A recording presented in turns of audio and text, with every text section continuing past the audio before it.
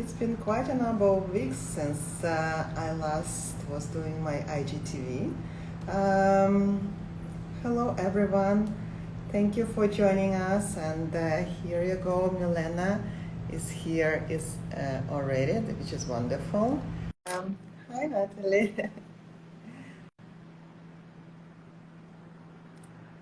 Hello Bronwyn. Hi. Hello, Hi, Olga. hello. Hi. So Nice good to to see see you. you, Milena. Can you hear and see me well? Yes, I can. Can you hear me as well? Yes, yes, I can hear you. And thank you so much. And I'm sorry, it seems to me that, I was the one who miscalculated the time. I don't know how and why. But thank you for being a good sport and getting ready for just in a matter of seconds, not even minutes. No, don't Thank worry. I always get messed up with the time, the different I guess you guys time changed the zones as well. time, maybe. Yes, we changed the time. When was that? It was last Saturday, and I always Okay, get here you go. messed So up. that explains it. But in any case, Yes, thank you so so much, and nice to see you pleasure. again. It's been a while since we've last met in person, but of course, it's nice to be always keeping in touch and to communicate. And since we have quite a number of people who don't know anything about conversations with Olga, so I will say a few words, and I will also say a few words about you, your very short bio that you can extend and elaborate, and then we'll move on with very exciting conversation for today. It's okay Yes, with you? Okay, yes, absolutely. wonderful, wonderful. So, hello everyone. Good evening, Singapore. Good afternoon, London and Europe, and good morning, New York. Thank you very much for joining us today. The conversations with Olga that I started last year during the circuit breaker with the goal to introduce my friends and the personalities I've met through my career to the multicultural Singaporean community and global communities through a platform that accessible and interesting, especially during this time. These conversations run the gamut of from intellectual and cultural exchange to more personal conversations about how people fulfill their dreams. And the main mission of this series is to inspire and cultivate a more diverse and inclusive community. So it's an honor for me to welcome my dear friend tonight for the episode number 28, Milena Lazazzera. Milena, you are a journalist who contributed to New York Times, who contributes to New York Times and Financial Times. Your writings also appeared in Tatler, Vogue Business, and the Business of Fashion, and you write most of the time about art, jewelry, watches, and fashion. You hold the Masters of Arts in Linguistics with Ancient Philosophy from the University of La Sapienza in Rome, and a Master of Business from French Grande École ESCP, Europe and Paris.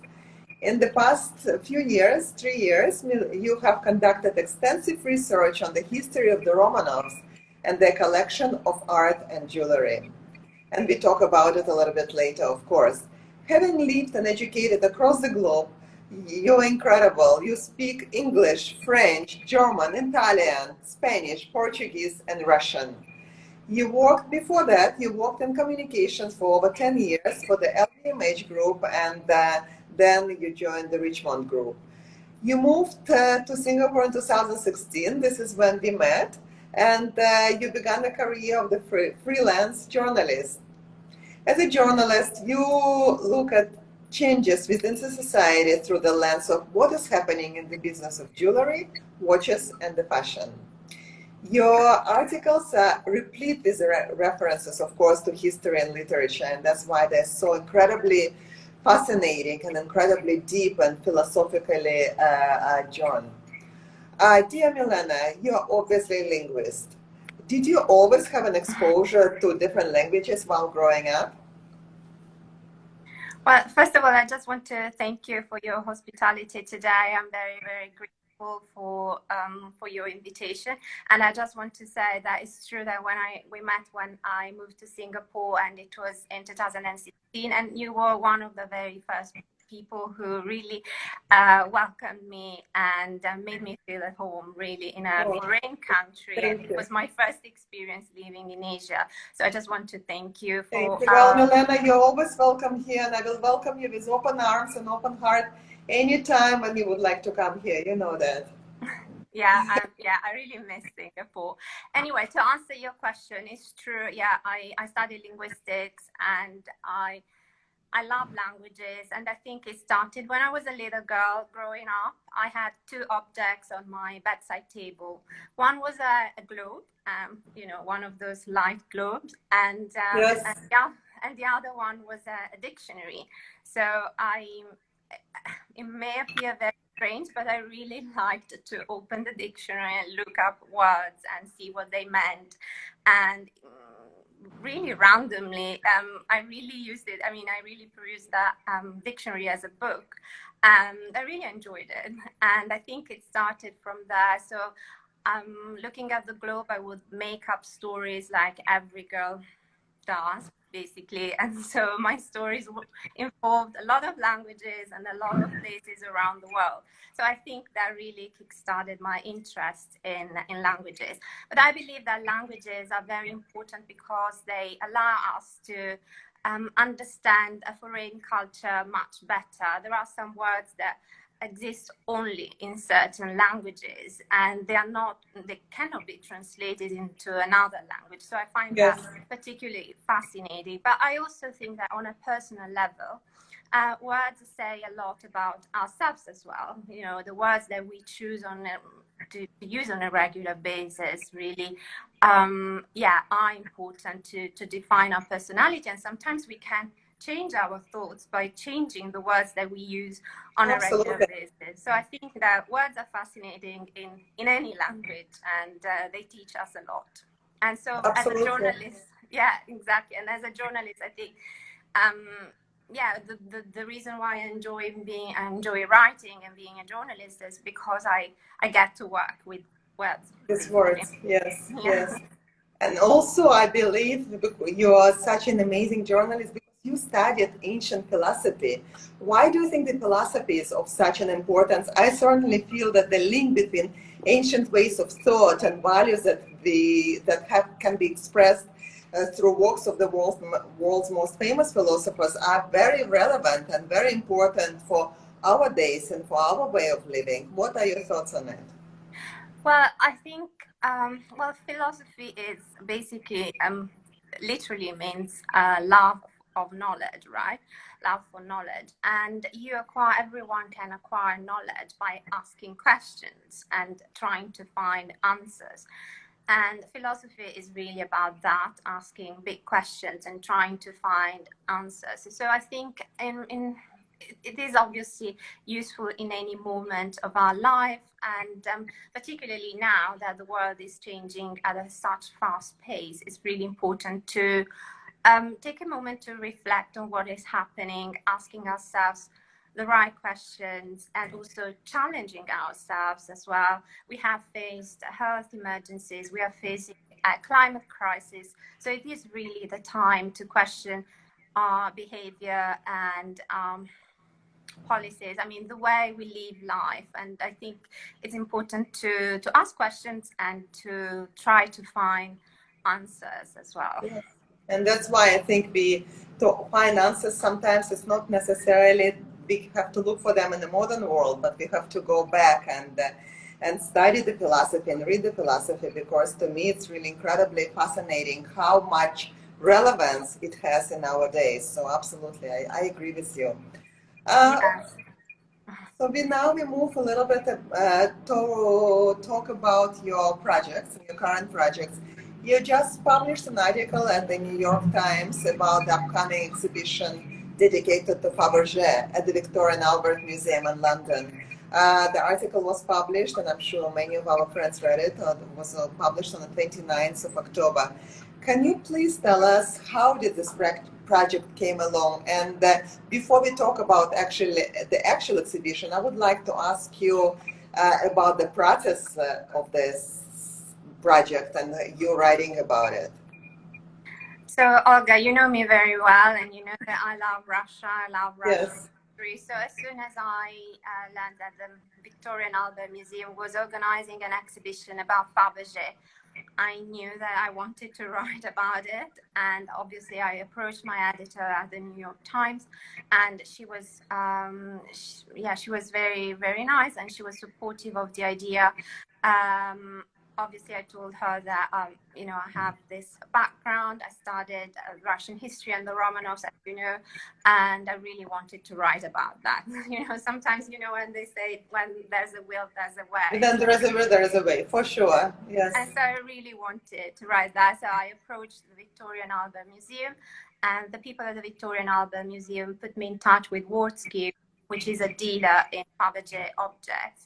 And the director of Wardsky, Kieran McCarthy, is also the co-curator of the exhibition. And he was also assembling all the pieces that are going to be on display at the end of November.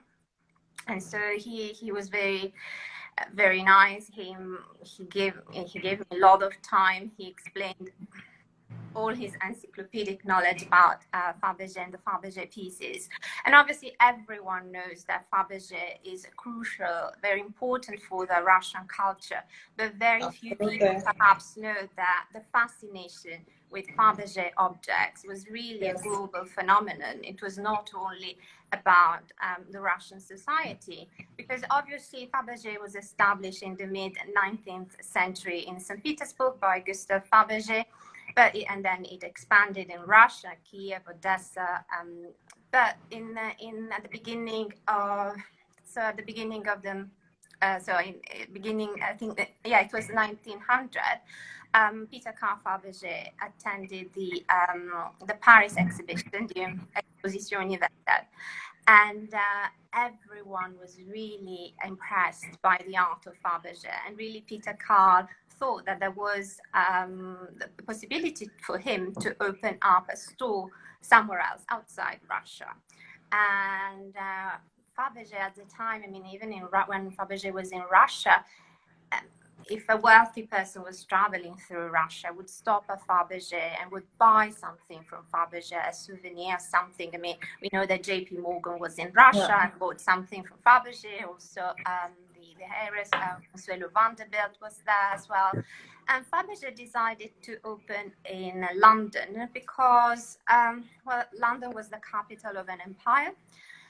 Was a very wealthy city, and was a financial capital of the world, as it is today as well.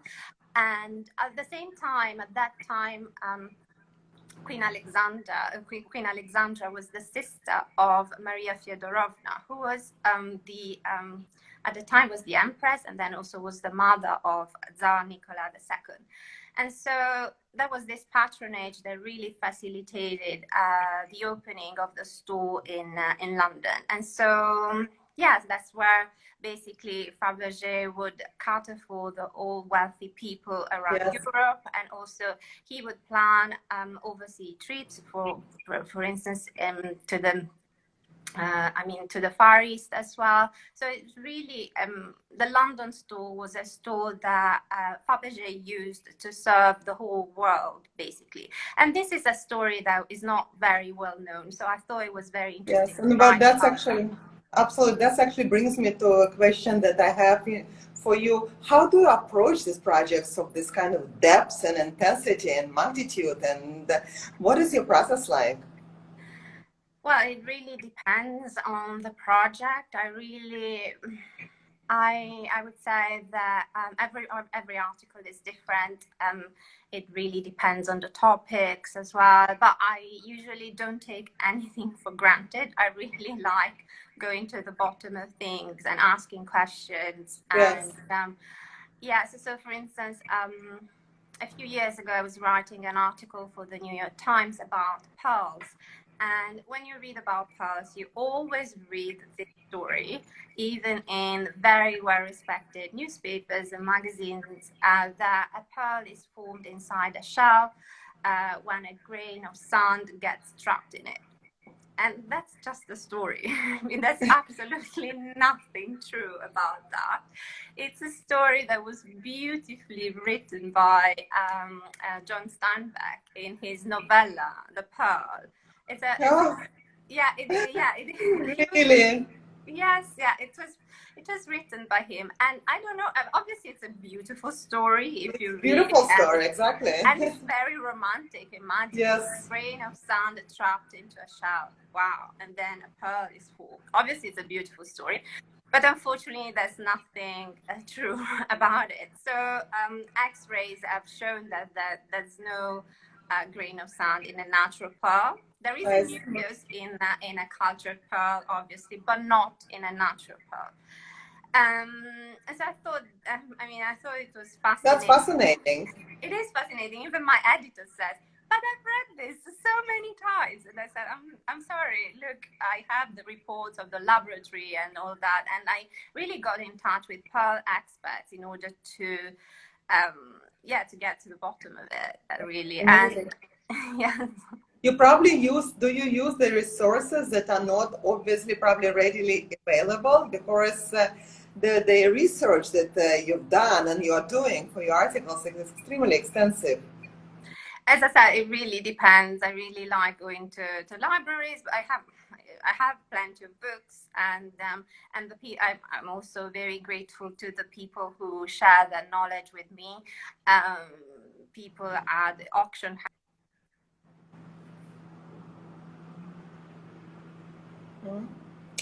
Milena, you just broke off with that time, and there's a lot to learn from them as well. And for instance, when I was writing the piece about Faberge, I learned so much by reading books, but also talking with Mr. McCarthy from Wardsky. Obviously, there's always something to learn, and yes, and I think that's the beauty of it, really. And continue to talk about Faberge. Would you be able to share with us an anecdote that fascinated you the most while doing the research about this exhibition?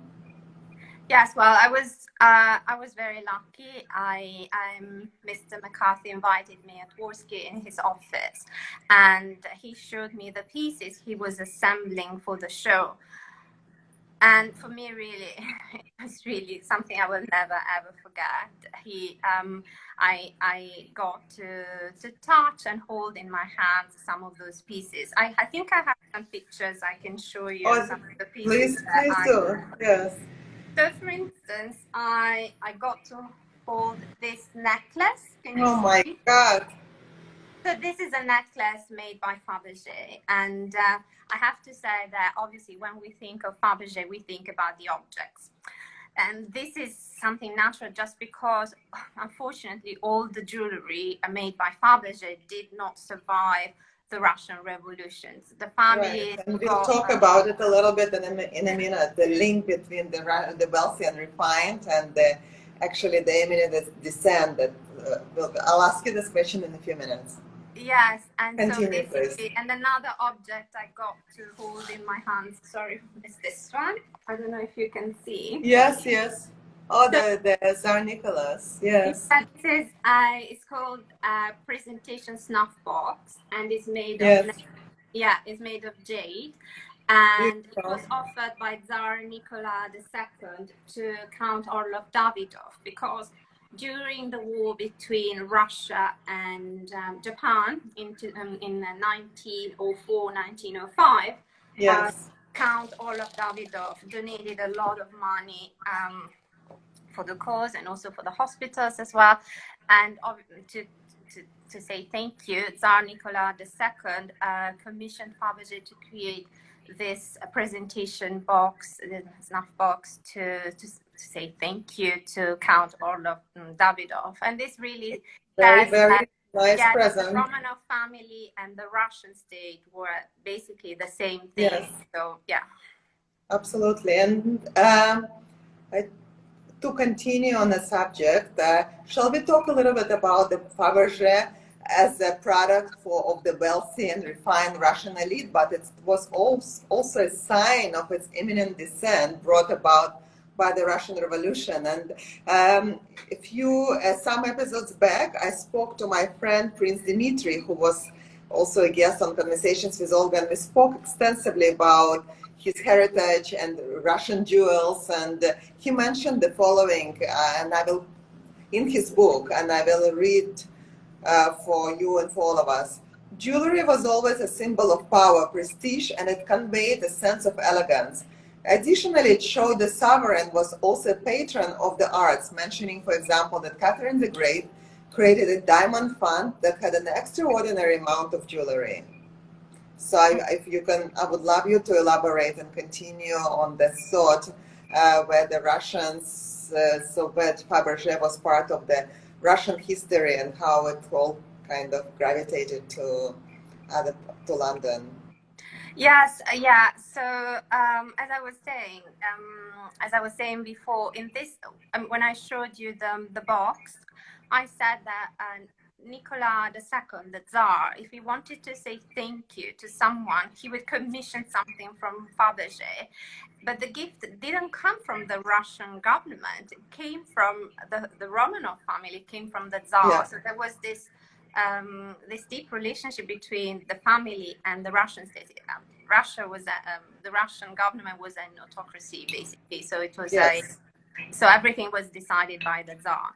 And if you think about it, Faberge was virtually in every house of the aristocracy and in every house of a wealthy family.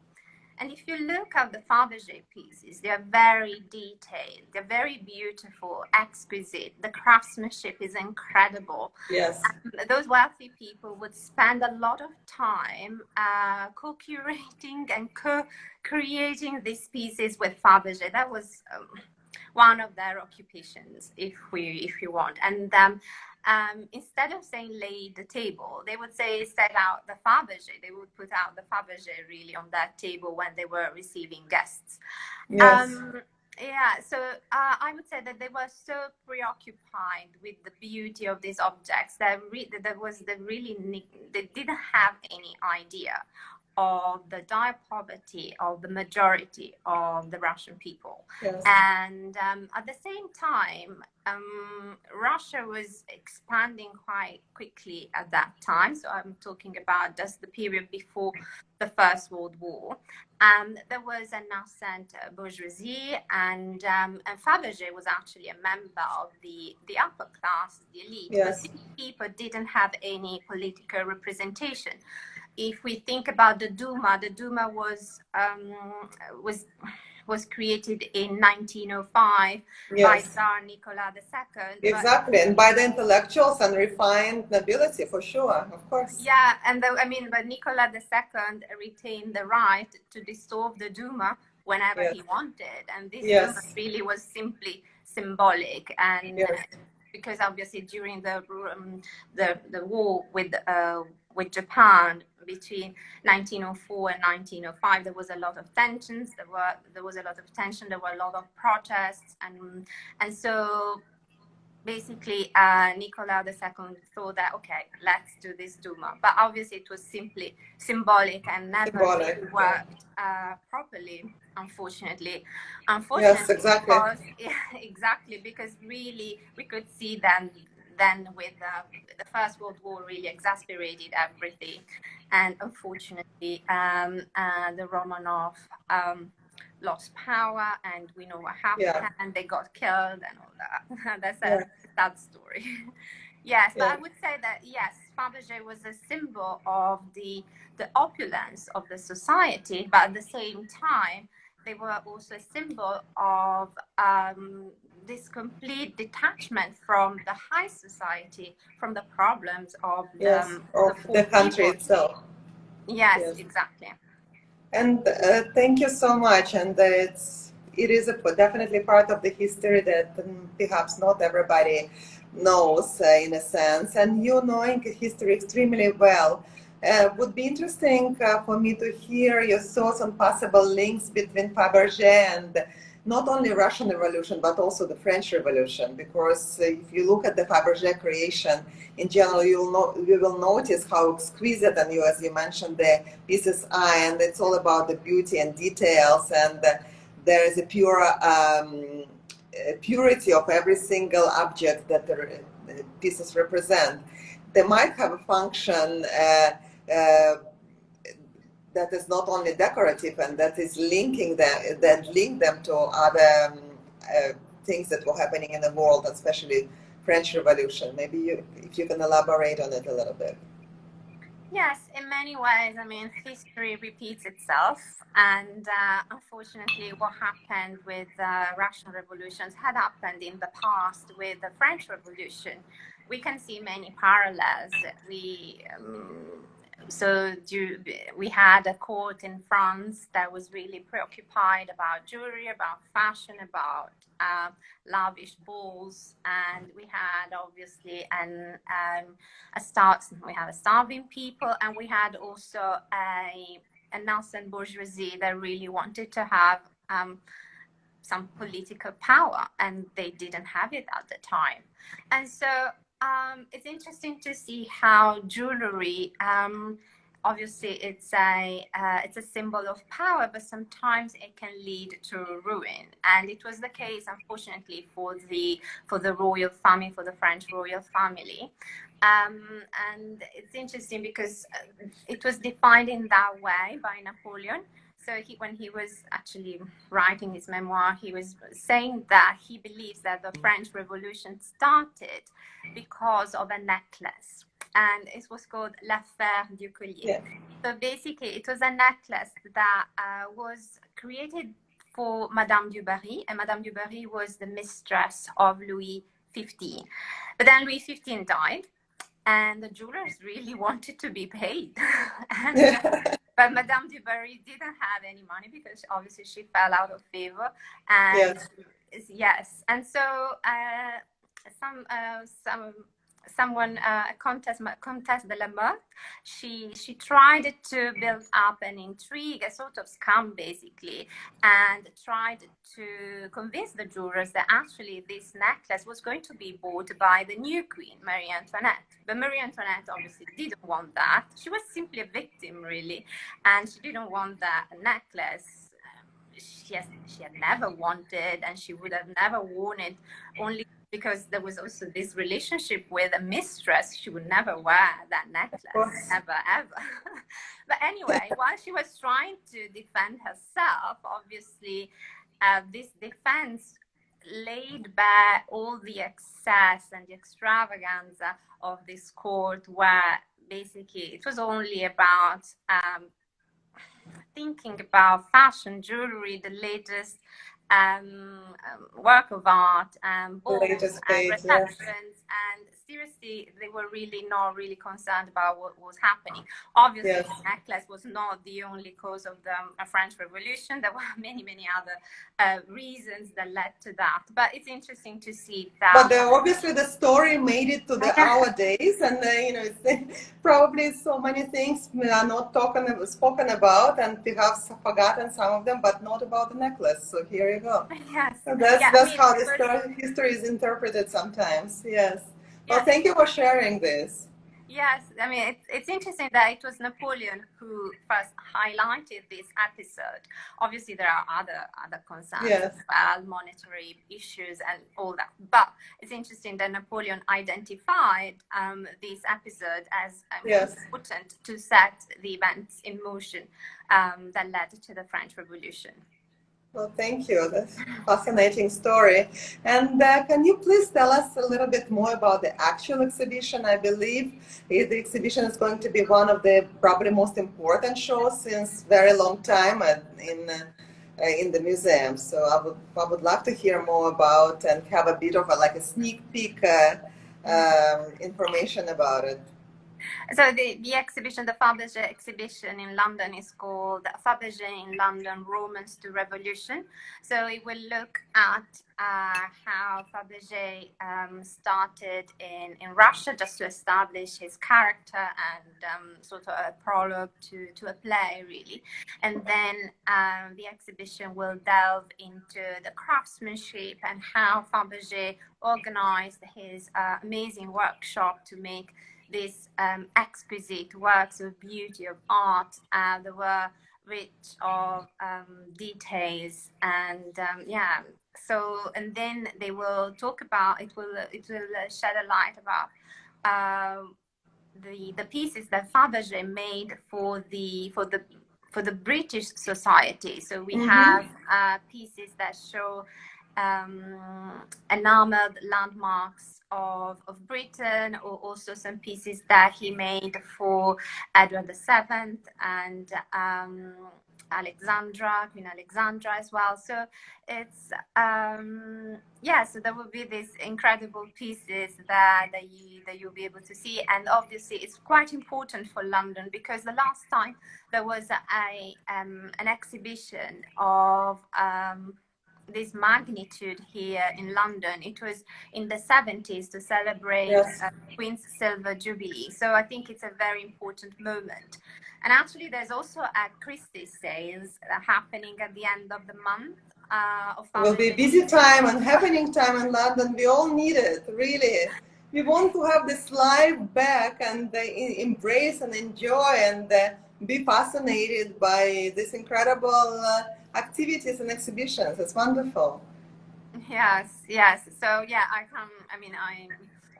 I look forward to it, really. Of course, of course, of course. And I would love to talk to you after the exhibition opens as well. How do you think design transcends time? Because, you know, that I love personally the heritage pieces, and I keep amazing pieces from my family, and in general, I love it. Why do you think the heritage pieces, jewelry and watches are still wearable today?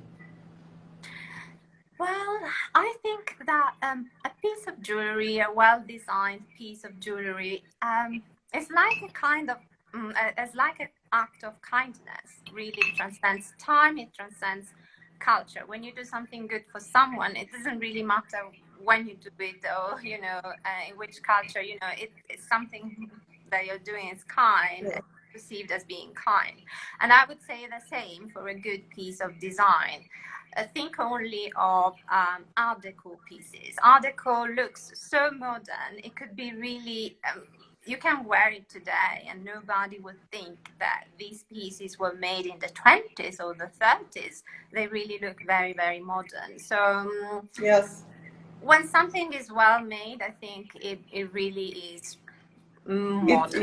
It keeps the time, and it's really time has no limit. I totally agree. I think this is how the collections come along, and how the collectors build their collections, I believe, by going around and looking and treasuring the incredible pieces from the history and heritage, for sure. And that brings me to another related question.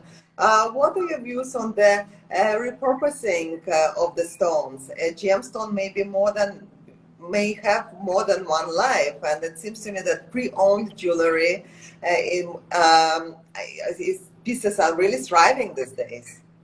Yes, there is a boom in the vintage market at the moment. People are realizing that there is a lot of amazing jewelry in the secondary market, and actually it is also a sort of a more sustainable way of spending money, buying vintage jewelry as well, in a way. Some people think that. And yes, obviously, who has ever thrown away a diamond? Nobody does it. Nobody throws away diamonds, sapphires. I mean, you never throw away beautiful stones, and obviously and not even jewelry for that matter, you can always melt the gold and do something different, and you can always take the stones and do something different with them. So yes, stones tend to have more than one life. diamonds, especially, or even sapphires, and Yes. it's quite normal for families to have their jewelry from time to time From updated. Japan. And Yes. yes, it makes sense. Yeah. Yes, that's true. That brings me actually, reminds me to ask you about the sapphire, about this Cartier's incredible Romanov sapphire. I've read Yeah. about it. It's a fascinating story. I would love you to share the details and the story itself with all of us. Yes, I, actually, it's a very interesting story because it was one of the first stories I wrote for the Financial Times, and yes, I really love that story because obviously it includes the Romanovs as well. So this sapphire is an amazing sapphire. It has an imperfection. It actually has a little tinge of pink in it, and that wow, makes it really peculiar and recognizable as well. And so basically, we know that the Empress Maria Feodorovna chose that sapphire to adorn his gown for a ball. And then we know that after the Russian Revolution, that sapphire was acquired by Cartier. Cartier at that time was buying a lot of jewelry, a lot of stones from the Russian aristocracy or the Russian wealthy family that left Russia and went to France or England or other countries to start a new life. And so we know that Cartier set that sapphire into a necklace. The necklace was bought by an opera singer, Polish opera singer called Garnabalska, yes, and she was not very talented as a singer, but yes. she was very talented at collecting very wealthy husbands. That was basically her talent, really. Well, it's definitely a talent for sure, of course. And so we know that she had that sapphire mounted in a necklace, and she asked Cartier to redo that necklace a couple of times, perhaps. And then a few years ago, I think it was 2014, 2015, Cartier actually bought back that sapphire and included it into a high jewelry collection. And obviously, they made a wonderful calf, and they called it the Romanov calf, the Romanov sapphire, and just to pay homage to Yes, Maria Feodorovna, who wore yes. it first. Really, it's a beautiful story. Yes, I Beautiful story. Kudos to Cartier. That's all what I can say. Really, it's good for them. It's a yeah. beautiful story. And I also read recently your article about the new book authored by British Vogue's fashion critic Anders Christian Madsen, correct? And it's published by Assolin in partnership with Only Natural Diamonds, and it's called Yeah. Diamond Stories. I would love you to tell us a little bit about what you wrote and your views on the role of diamonds in the society over time. Well, it's interesting because diamonds have been around for ages, but obviously their role, their meaning has changed over time. So if we think about the past, diamonds were worn by men to express power.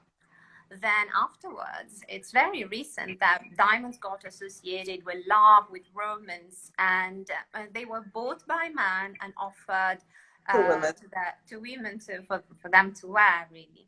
But nowadays, I think that the meaning of diamond has really changed. I would say that diamonds represent an achievement. Women now buy their own diamonds themselves to celebrate achievements, or just simply because they want to buy Yes. diamonds, really, Yes. because they can. Yeah, Yes. actually, I remember, in the past, women needed to have a permission to open a bank account. I mean, that was even in the 60s. It's not that Well, I'm long sorry ago. to say that there are some women, even nowadays, Yeah. sadly, still have to ask for permission to open the bank account. So Yeah. It's really sad, but I it's a mean, if fact, we yes. live in a country that allows us to to earn and spend our own money as we want, yeah, we can definitely have access to diamonds and buy them to celebrate something, or simply because just we want to buy diamonds, definitely. And I would say that during the pandemic, diamonds have taken a new significance. I would say that people would send diamond jewelry to their relatives or to their friends, just to show that they were connected, that there was a, in lieu of presence, really, because obviously they couldn't be there in person. So they were a sort of messenger. They were showing proximity when we couldn't travel, really. That's really kind. Nobody sent me the diamond yet, but I'm waiting. But still pandemic, so it might come. And has the role of diamond changed with regards to the greater concern for sustainability, perhaps, and reassessment of needs and priorities? I wanted to ask this, but now you just told me completely something that actually warms my heart, that people are sending diamonds as a priority, male, rather than not. So I would like to hear your views on this, a bit of a shift in terms of the cautiousness or a concern about the sustainable diamonds. Well, I think that yesterday, yes, I was at the presentation. Yesterday, I attended the presentation of the book, the official presentation of the book. And a jewelry designer, Vanya Leles, who is actually from Guinea-Bissau, and she's an African woman, and she's very knowledgeable. And she said that the future of the industry really depends on two T's, traceability and transparency. Yes. And this is really crucial for the diamond industry. The diamond industry has done amazing progress in the past years. They have actually contributed a lot to the environment and given back to society, definitely. But I think it's important that all diamonds are traceable, and there is also transparency, because that's what consumers want. Obviously, nobody wants to spend a lot of money on something that is tainted with scandals. So we really want taint, to in a sense, yes. So the diamond deceives the notion of the diamond itself to be pure and clean and yes, of course, and transparent. I understand. My dear, if you are to dream of one piece that you would love to wear, what would it be? Oh my gosh. Well, it's difficult to choose. Only one piece. I think I would love to have a tiara made by Chaumet. But obviously there are actually too many pieces that I would like to own, even a Faberge piece as well. But anyway, let's be grateful with what we have. Yes, absolutely. And I'm wearing in your honor as a legacy. I'm wearing a tiny little piece from the modern Faberge that was given to me. That's yes, amazing. Yes. Well, the tiara. Okay, then you can wear the tiara when I'll drum up an incredible event, as I used to do in pre-COVID times. So to give you an opportunity to wear this. And then I can't wait, Olga. Yes, I promise you it's going. Your events are always amazing, and it would be a privilege to attend one of your events and wearing a tiara. I mean, that would be a dream, really. Thank you. But these dreams, with the immense progress of NFTs and virtual world, what is your take on it? Maybe this is the transformation of the dream to come through and to own a piece of NFT that's sort of just as valuable, as precious as tiara. What is your take on this incredible fascination with NFTs? Well, I think NFTs are an incredible tool that will help the jewelry industry and the diamond industry to reach transparency, full transparency and traceability. And I think it will be, I think that would be really transformational. Now, owning an NFTs, I need to have more information about that. I'm not really. Okay. Yes, but I think as a tool, you're not alone. I think as a tool is incredible, because obviously yes, they can store information, and obviously it allows more transparency and traceability for the consumers when they purchase jewelry, when they purchase diamonds. And I think it's really an important development. I'm very glad that we have this technology and we have access to this at the time, this moment. Well, call me old-fashioned, but I love to feel and wear the jewelry and know that I hold them in my hands and touch them and feel the energy. So I really, for me, it's an incredible adjustment. Of course, I don't know that much about it at all, but it's a fascinating world. It's a fascinating development. And Milena, what is in your pipeline these days? Oh, well, I have a few, I'm working on a few pieces at the moment, but obviously I can't talk about that No, until they are we'll published. be eagerly looking forward, and I know that you're always very kind to letting everybody know about your next piece, so I'm sure it will be as fascinating as always. Thank you. Yeah. Thank you very much. Of course. What are you reading these days? Oh, I always try And to in what, and the most important is, in what language are you reading these days? well, I have a preference. I usually read in English, I must confess, just because it's much easier. I live in London and it's much easier. But I have to say that the last book I read was L'Argent, so Money, by Émile Zola. And I absolutely loved it. I love Émile Zola. Yes, yes. And that book, actually, I started reading that book in English, and then I said, well, actually, why am I reading in English? Exactly. Actually, I think I'm missing something. And so I went back to the original version in French, and it was so much better. blown away, because Of course. Yes, so that one, and I think it's an amazing book, so modern, and again, it's about a scam, really, and it was a real story of the time. And again, if you think of all the scams that we have had in recent times, Wirecard, or the other one, Wirecard, or the other one was the Theranos and all that. It's incredible to see how history really repeats itself, not only for politics, but also for business as well. Quite interesting, yes. And otherwise, I always read also a non-fiction book. And I'm currently reading the new book by the classicist Mary Beard. And she wrote a book about 12 Caesars and image of power, how they have projected power over time. So I think that's fascinating. That's excellent. I must confess that I read Émile Zola in Russian. So that's probably, and unfortunately for me, I cannot read it in original. So you're definitely lucky ones. But I love Émile Zola very much. I remember some of the readings very well. But great. Thank you for sharing it. And once again, Milena, thank you so much for joining us. And I really, really appreciate your time and sharing with us your projects and your writings and the history and anecdotes, which are absolutely amazing and fascinating. And I'm sure people who are in London or who are traveling to London and or maybe will make a special trip to go and see this Faberge exhibition from end of November onwards. How long the exhibition will last? How long it will be? It's until next year, so that's time. Oh, fantastic. So we all have a chance. Yes, now that Singapore opened up for travel, we'll plan on it.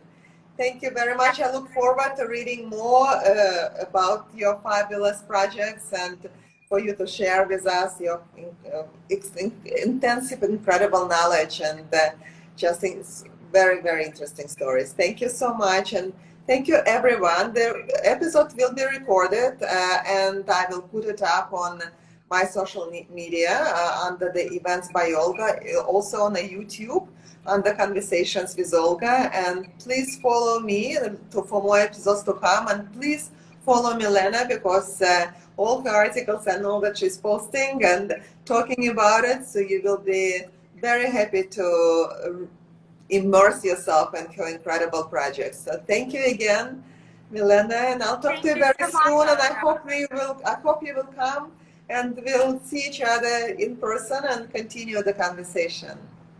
Thank you. Definitely. You have an event to organize for my tiara, right? Definitely. I'm going to that. Yes. Yes. Thank you so much, Absolutely. Olga. It was such a pleasure to talk to you. Thank you. Likewise. Thank you and have a good day. Bye. Bye. Bye. Bye.